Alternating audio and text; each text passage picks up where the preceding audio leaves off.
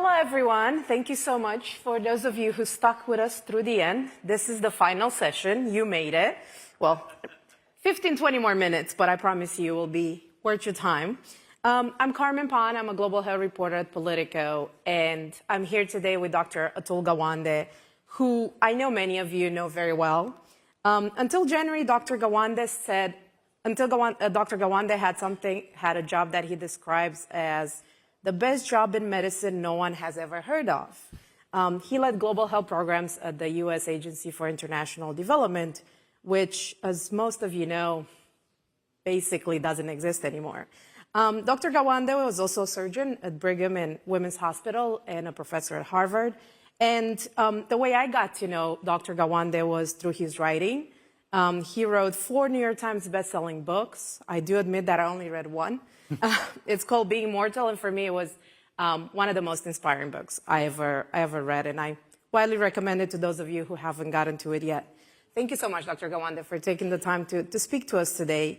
We're going to talk a lot about what has happened with USAID in the last 2 months and the impact of that.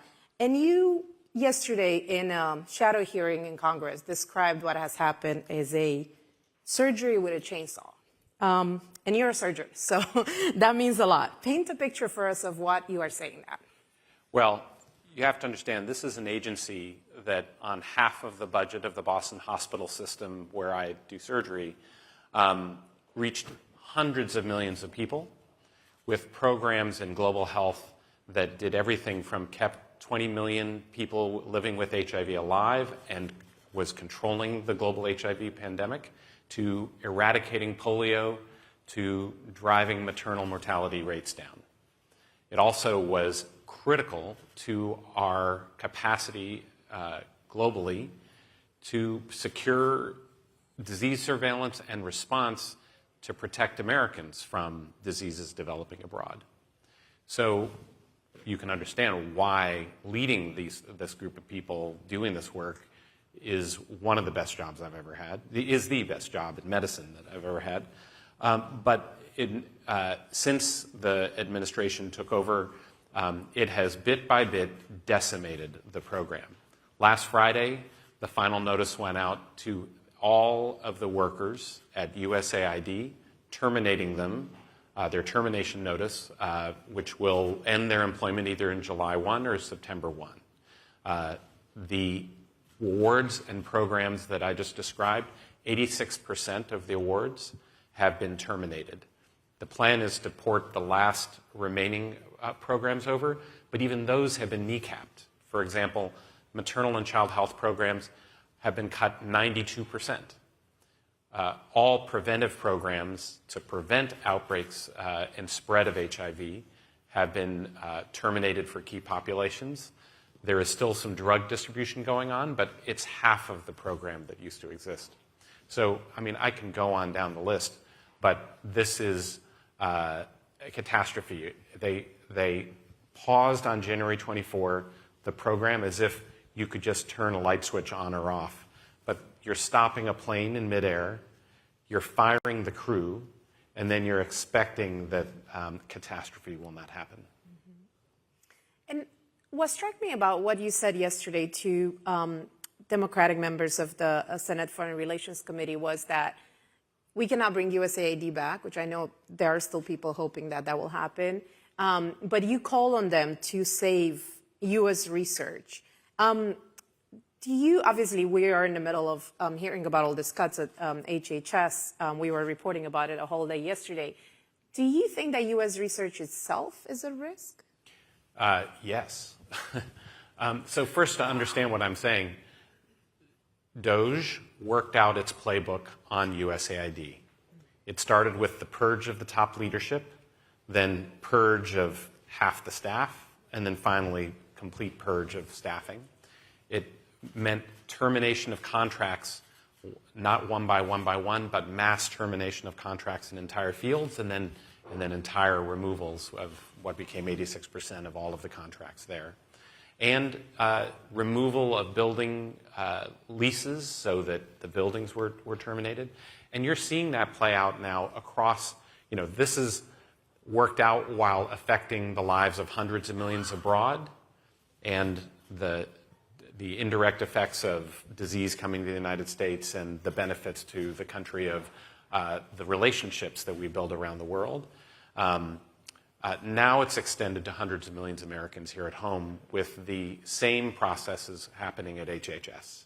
So at NIH, you've seen it in terminations of contracts in the hundreds of millions of dollars, now becoming billions of dollars, a total suspension of any new research awards, and then go to the FDA and the purge yesterday that removed entire sections of FDA, vital work, whether it's around vaccines, the Office of Tobacco Control, food safety work, and the cell and gene therapy work that FDA makes regulates, but also makes possible by getting faster to approved solutions for the country. So the research that turns into approvals of drugs and other treatments then becomes guidance from the CDC, which also has been gutted in major portions, and then turns into Medicare, Medicaid distribution in the United States and USAID helping bring the most life-saving solutions around the world.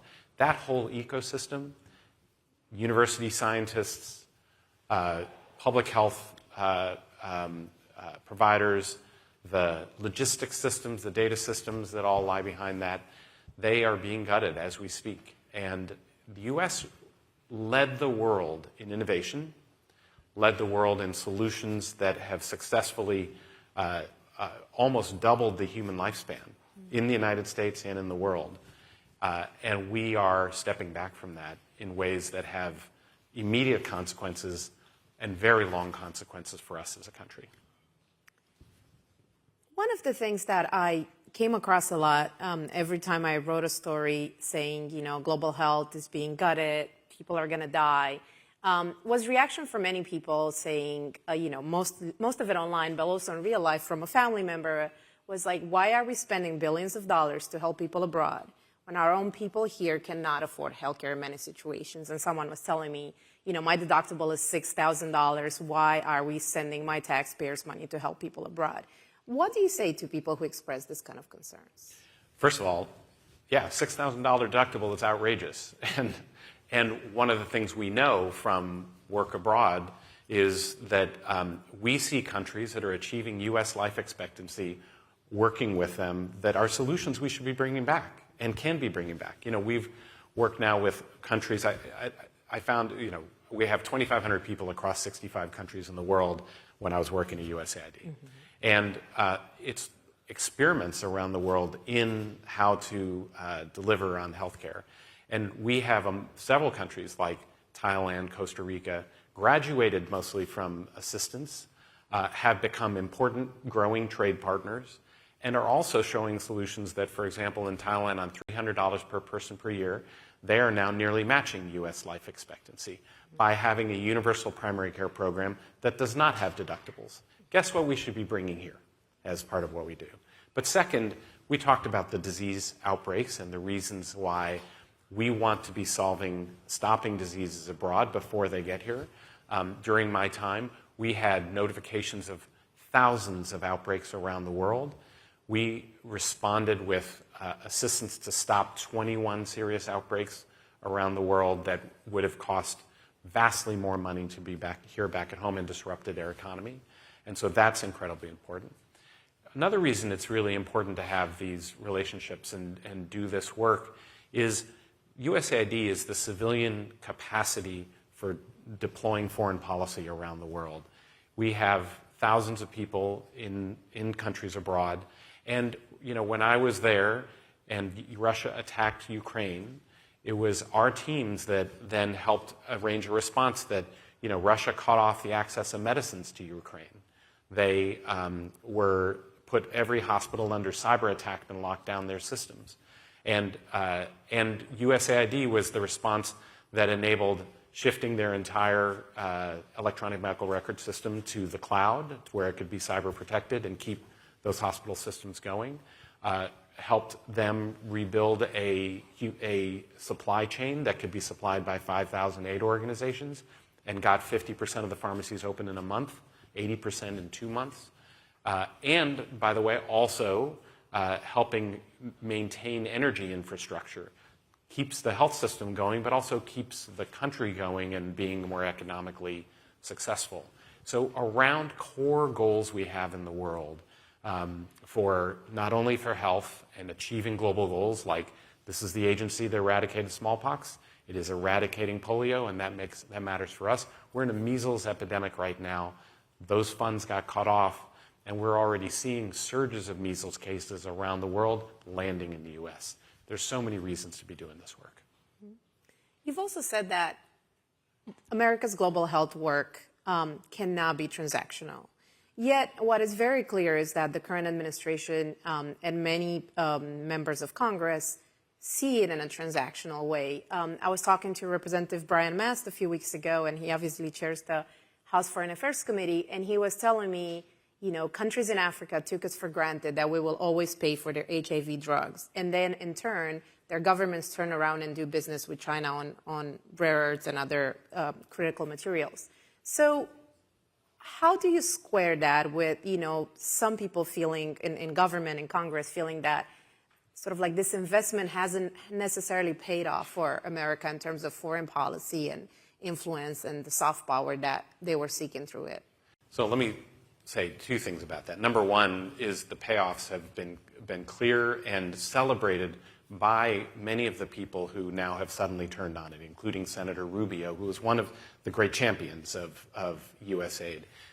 Why? Because it was broadcasting, you know, it was the source of funding for independent broadcasting into Cuba, because it was the way we had influence in Africa and Asia without having to put troops on the ground.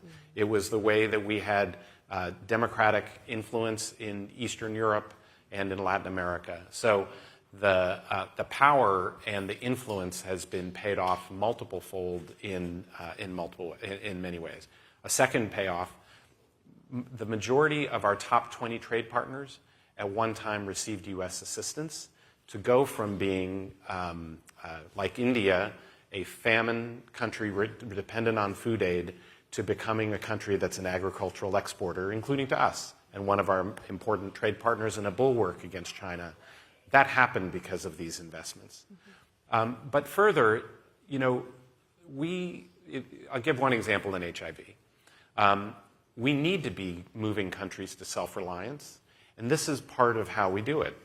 You know, an American company, Gilead, had the breakthrough of the year last year. Science Journal called it the single most important research finding of the last year, which was the finding that a drug that they developed called lenacapavir in a single injection can prevent or treat HIV for at least 6 months, and data is looking like it's a year with a single injection can stop the disease. That is the pathway to move countries from dependence on U.S. support for treatments to deploying a solution that could stop and end HIV as a major public health threat, can be deployed through primary health clinics instead of specialized health clinics, and, by the way, should be what we're doing through our programs in the U.S. Donald Trump, in his first term, had made the fight against HIV globally and in the U.S. a major centerpiece. Now, the purges that have happened in both organizations, USAID and CDC, has meant that the fight against HIV domestically and abroad and stopping the disease has been abandoned, has been gutted. And that is of enormous harm to the U.S., whether it's HIV, TB, measles, or the progress we make in strengthening our health systems at home and abroad. We're going to pay the price. My last question to you, just looking a bit at the future, where do we go from here on global health? You know, I was reading a story recently that Bill Gates apparently told the administration privately that he's not going to be able to come in and, you know, put billions more to fill the gap that the United States is leaving. And obviously we don't see any other billionaires, other countries stepping in any massive way. Like, what's the outlook? The outlook is poor. there is critical opportunity to save certain organizations that will really matter. The World Health Organization is one of them, and it makes absolutely no sense for the United States to treat global health as something that we do not engage in cooperation around the world to address. Another one is the global alliance called Gavi for vaccine aid, for vaccine solutions. This is co-founded by the United States and the Gates Foundation.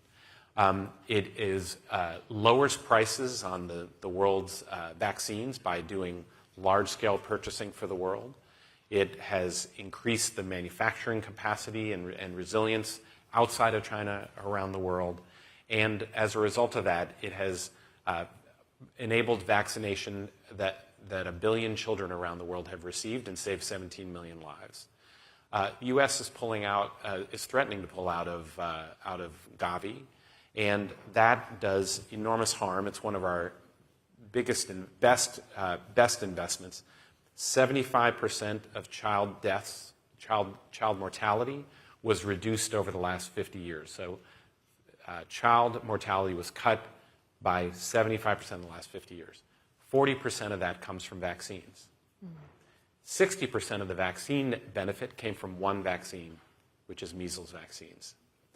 So stepping away from the measles response efforts at WHO, from advancing measles vaccination to children around the world, it just by itself will cost hundreds of thousands of lives, and it's already causing a rise in imports of measles at a time when we are having spread in the United States.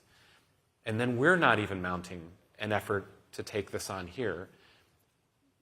3 months ago, in the last administration, I, along with the counterparts in CDC and domestic agencies, FDA, NIH, would all be meeting on a weekly basis to stop the measles outbreak, working together to figure out how we're going to do this. That simply is not happening, either the global effort or the national effort. And this is immediately dangerous and of concern. So I'm afraid I don't have really positive news to say about where this goes. It gets worse unless we stop it. I didn't want to end on that note, but I have to.